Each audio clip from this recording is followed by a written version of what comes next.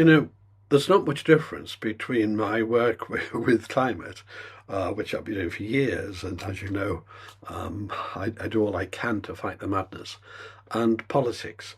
In fact, so near these now welded that this last year I've become political openly instead of just sticking to climate. And the reason I used to stick to climate was simply because I wanted it to be to everyone, because it really shouldn't be. But because it is political, it is not based on science and so on, what's going on, I have had to go into politics. And this year, on a number of occasions, I have advocated that reform's the only game in town to vote for, and you have to vote for the nearest party to your views, so vote for reform. And this video is about why I can no longer suggest that, and I've got to be totally honest about it. But first of all, I'll discuss my history with Nigel Farage. As a strong Brexit believer, I joined UKIP, and I actually ended up being recruited onto the local branch for my area by the chairman, and chairman became a good friend, as did the other committee members. And in that branch, we had imposed by Nigel Farage on us. We'd already chosen our candidate leading up to the election, and imposed on us was a person with no notice at all. Bang, this is going to be your candidate, drop that. No discussion, just bang, do that. And this person had no political experience at all, wasn't even a member. He had to join UKIP to become the candidate, and was frankly a terrible candidate. We tried to have a discussion, but it didn't end up that way. And Nigel used two people to do that, to do this imposition and control of the membership of our committee, if you like. And what happened was that, by the way, one of those has just been arrested under the Terrorism Act for fraud, and the other one had to resign through a big sex scandal at the time. So, but the two henchmen were used, if you like. And so during that, I had met Nigel for 5 minutes, and in that 5 minutes, I'd offered him free of charge some facility where he could follow some of his sports, as it were, just in case he ever wanted to rest away from the touring he was doing. There was no more than that. I got turned by them into I'd try to get Nigel to brand my products and do this and that. Total lies. I mean, it didn't harm me. This was just the beginning of the lies. The lies didn't harm me because everyone around me knew the truth. They knew the facts. So I wasn't being damaged personally. But what shattered everyone was the way he turned on me and others with smears and all these tactics, very much like what's happening today to Rupert Lowe. On a smaller scale, I totally admit, but the same principle, exactly. And so bad did this become that we as a branch, as a UKIP branch, turned against UKIP. I went on television a few times with the chairman. I arranged it to go on because I had contacts in the media, and we arranged to go on. And they loved it, by the way, the media, of course, to say, don't vote UKIP, because if you knew what we know, you wouldn't vote for it. And so the whole branch, chairman, the lot, turned against UKIP. I resigned the night before I was going to be kicked out, because I knew I was going to be kicked out the next day. So I wasn't kicked out, I resigned. And so did others, and so on. And others have tried to stay in. Well, I've tried to revive UKIP later, and so on. So that's what happened. Now, what shattered me was how could this man, Nigel Farage, do these things? You know, how could he just smear people with things that weren't true and were, you know, easy to prove are not true as well? I mean, and you begin to realise this is not a particularly nice man. So my verdict on Nigel was he's not a particularly nice man. But I don't try to let personal feelings like that get in the way of what we're trying to do globally, as it were. So but the next thing that happened then was I had to get drawn into the fold again in a different form. And I'd already joined For Britain. They'd asked me to join as a spokesman for the environment, which I did. And that was going nowhere. In the end, that collapsed. And because I did that, by the way, I'd be banned from joining Reform at any event.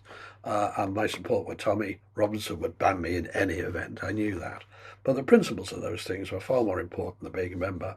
And only that, decided I will never be a member of a political party because I want the freedom to speech. Unless I really believed the party could give me that, and could be a tolerant, wide party, as it were, I couldn't join. So that was the next phase of the story. And so now I'll move on to knowing what Nigel Farage is like as a person. I'll now move on to the next stage of my story. At this stage, of course, I wasn't being openly political, and what I was doing was just pushing and pushing to get this climate nonsense stopped. And therefore, I tried with politicians, for example. And what I wanted to do was advise people of influence. So I could be that they could phone me up and say, "What's the truth about this? What's the truth about?" That's what I was after. I even took a leading politician to dinner in London, four of us actually, and with three others, and cost me £1,000, by the way, that in total. And it came to nothing. I mean, nice people, nice person, but it came to nothing.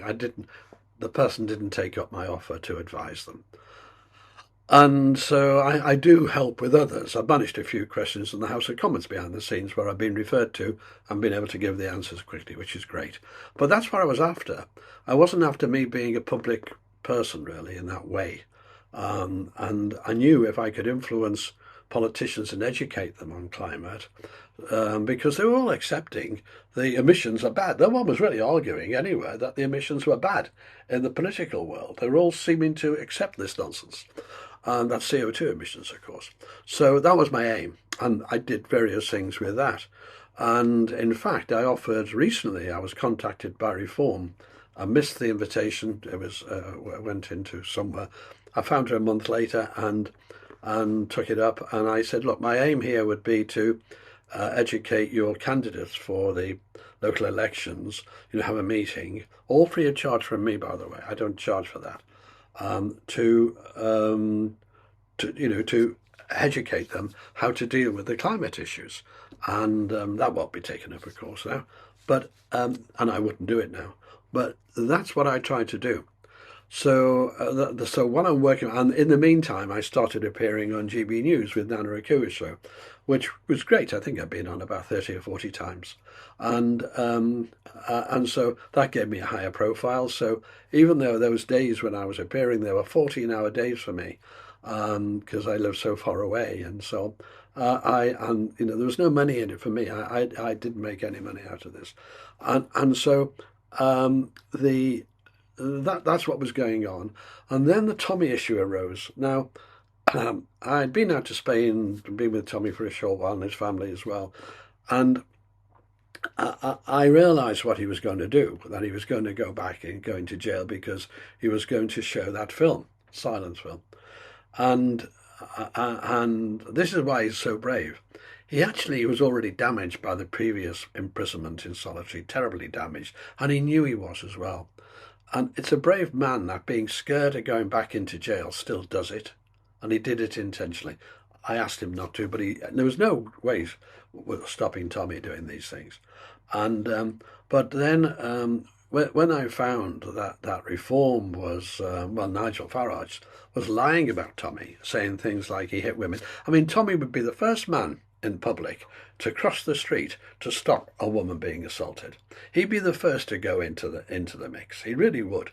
And that was a total smear by Nigel. So I tried to expose that a bit, and I tried to say, well, apologise, apologise. No chance. No, smears just flow out of Nigel Farage to everyone he doesn't like, end of subject.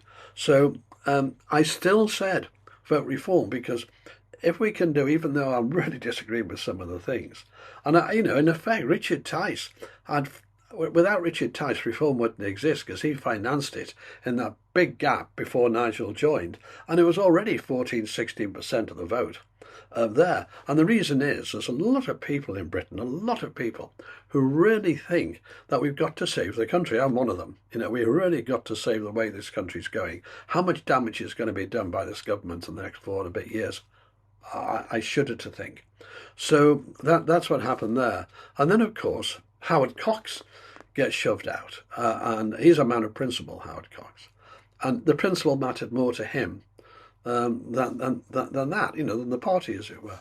And he wasn't going to go against his principles. And Ben Habib was shoved out. Ben Habib was treated terribly, of course, and basically a chairman came in, a Muslim chairman came in, and he's bought his way in. He became party chairman with money. And then it seemed to revolve around him and Nigel. That was the control. And then they pretended to reform the party and saying, I'm handing it back to the members. Not so. There's no members. There's subscribers, but there's no members.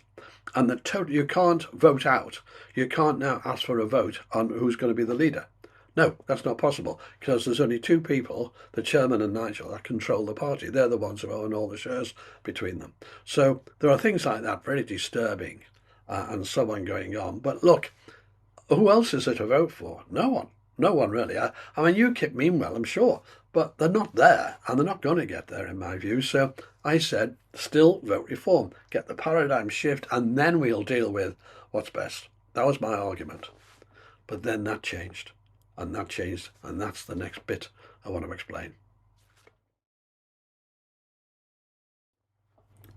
Well, recent events with Rupert Lowe have finished me. Rupert Lowe now joins a long list of people, and there's also lots of people who've had the similar treatment in the local branches. And from what I can see on social media, almost everyone is supporting Rupert Lowe. Now, the way they have smeared him just brought all those memories back of what happened to me a decade ago, and to others a decade ago. I always knew the animal I was dealing with. I always knew that. And I just thought, if we can get the paradigm shift over with reform and then deal with it. But that's not the case. And Nigel Farage is not the person to be Prime Minister or lead a party. He's not a detail man anyway. He is just a publicity scoring chap. He's good at that. And so there's no future in that party for me. And I've now got a void. And that void's got to be filled by men of principle. And the men of principle like Rupert Lowe, like Ben Habib, like Howard Cox, and many others. So these people have to now get to work together. And in working together, all I ask, and I know this is going to happen, they work on their principles. They are men of principles. They work on that rather than their furtherance of their thing. All I can offer, I can't be part of that, except I would love to be able to advise on backup. I don't need any publicity for it. No one needs to know even. But I would love to advise on the climate thing, because I cover the whole width of it, not just the science and that. I cover the width of it. And therefore, I would like to be doing that behind the scenes to ensure we can kill this madness off. And I would like people to stand on principle and let people come to them, rather than look for what's going to be popular and maybe go halfway towards that. No. It's people of principle we need. People of dedication who know what is right and say, this is what we stand for. Do you stand for it? That's very different to what's been happening in a lot of parties. So there we are. My advice now is, well, all I can say for me is, I can't vote for reform and never will. Not under Zia Yousaf and Nigel Farage. And that's not going to change, because it's their baby. It's their pram, and the two of them can go off in it as far as I'm concerned. Well, thank you for listening. I just had to say that, because up until now I have been supporting them regardless. But the swing has swung. And you know what? I think the fulcrum on that, the swing is down on their side, but I think that fulcrum has been passed. They point there, and it's like this now. And I think reform members will desert in their droves. In fact, you've already got a body of people there who think like I'm explaining it, like Rupert Lowe thinks, like Ben Habib thinks. They think the same. They thought they were having that with reform. They haven't. They haven't got that with reform.